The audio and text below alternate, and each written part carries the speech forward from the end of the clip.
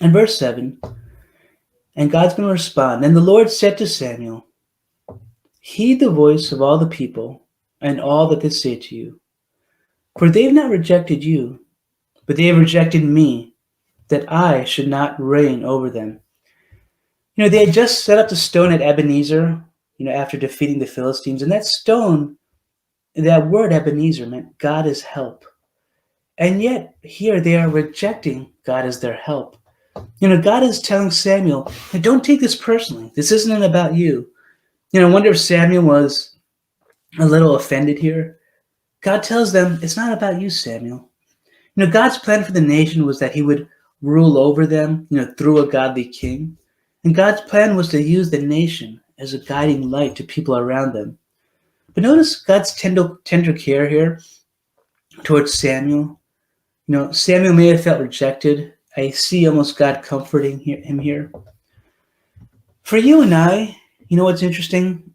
When you take a stand for Christ, when you and I speak God's word, when we live differently, when we talk differently, when our lives are reflective of who Christ is, we will experience rejection. But that rejection is never about you.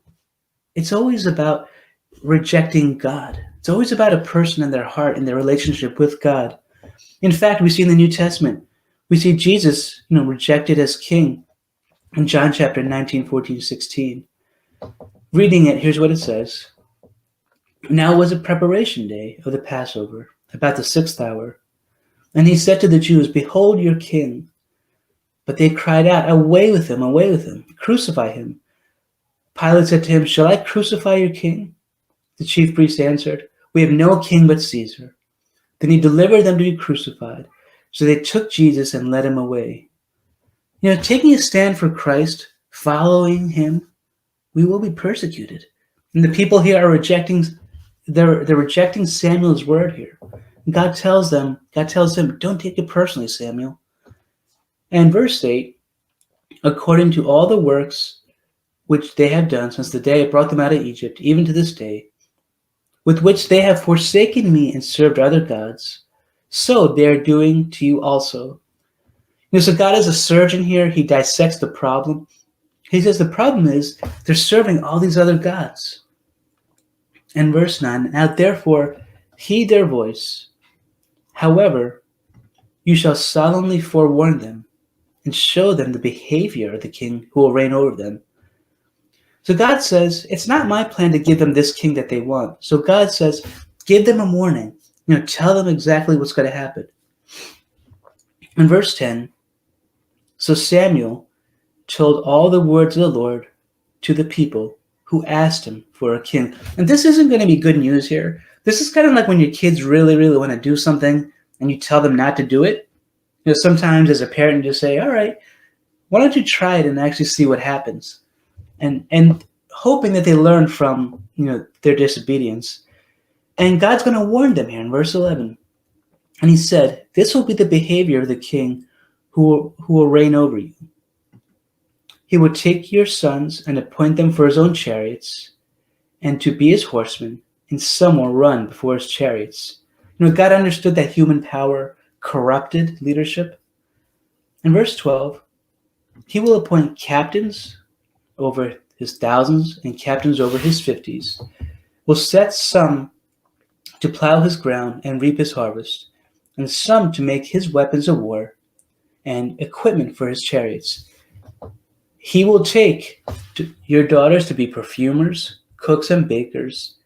He will take the best of your fields, your vineyards, and your olive gardens, and he will give them to his servants. He will take a tenth of your grain and your vintage, and he will give it to his officers and servants. And he will take your male servants, your female servants, your finest young men, your donkeys, and put them to his work. He will take a tenth of your sheep, and you will be his servants. Notice the common theme here. He will take, he will take, he will take.